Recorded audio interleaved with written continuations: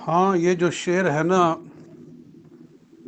कि दे के बिस्तर कर दिया फैसला हिजरत की शब, अकल का अंधा अभी तरतीब के चक्कर में है। अगर इसका मतलब ये है कि शब हिजरत हजूर सल्लल्लाहु अलैहि वसल्लम ने जनाब मौला अली और मुर्तज़ा को अपना बिस्तर देकर फैसला कर दिया कि यही सबसे अफजल हैं, और जो लोग ये समझते हैं कि तरतीब खिलाफत के मुताबिक ही तरतीब फजीलत है, तो वो अकल के अंधे हैं। तो ये बात तो कतअन गलत है। तमाम आइम्मा किराम ने यही फरमाया है कि जो तरतीब खिलाफत है वही तरतीब फजीलत है। हज़रत मुजद्दिद अल-फ़सानी शेख अहमद सरहंदी रहमतुल्लाह ताला ने मकतूबा शरीफ में इस बात को एक से ज़ायद मरतबा दोहराया है। हज़रत इमाम नववी रहमतुल्लाह ताला अलैह ने बहुत खोल कर इस को बयान फरमाया है।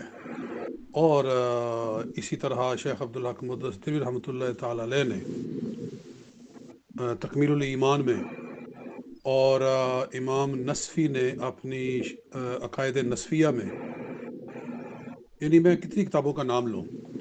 आप मेरी किताब अफजलियत सिद्दीक़ अकबर को पढ़ें तो उसमें लाइनें लगी हुई हैं कि फ़ुक़हा की इबारात अलग हैं, मुतकल्लिमीन की इबारात अलग हैं, मुहद्दिसीन की इबारात अलग हैं, औलिया अल्लाह की इबारात अलग हैं। हर तबके के उलमा ने, मुहक्किकीन ने, आइम्मा ने फरमाया है कि जो तरतीब खिलाफत है खुलफाए राशिदीन में, वही तरतीब फजीलत है। बल्कि जो पहले दो हैं शेखैन करीमैन, उनकी अफजलियत मुतलका का इनकार करने वाला गुमराह, बिदअती, बद्दीन और अहले सुन्नत से खारिज है। अलबत्ता हज़रत उस्मान गनी और मौला अली मुर्तज़ा रज़ी अल्लाह तआला अन्हुमा के दरमियान में जमहूर का कौल यही है कि सैयदना उस्मान गनी अफजल हैं, लेकिन बाज़ के अक़वाल में हज़रत अली अफजल हैं। तो वहाँ अगर कोई तरतीब खिलाफत को मलहूज़ नहीं रखता है फजीलत में, तो वो अहले सुन्नत से खारिज नहीं होगा, बिदती शुमार नहीं किया जाएगा। तो इस शेर को अगर इस मफ़हूम में बयान किया गया है तो बहुत गलत कहा गया है।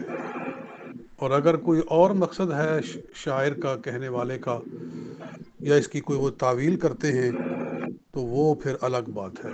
वो अभी हमें मालूम नहीं हुई कि वो क्या इसकी तावील करते हैं, कि किस तरतीब की बात की है उन्होंने। अस्सलामु अलैकुम रहमतुल्लाह।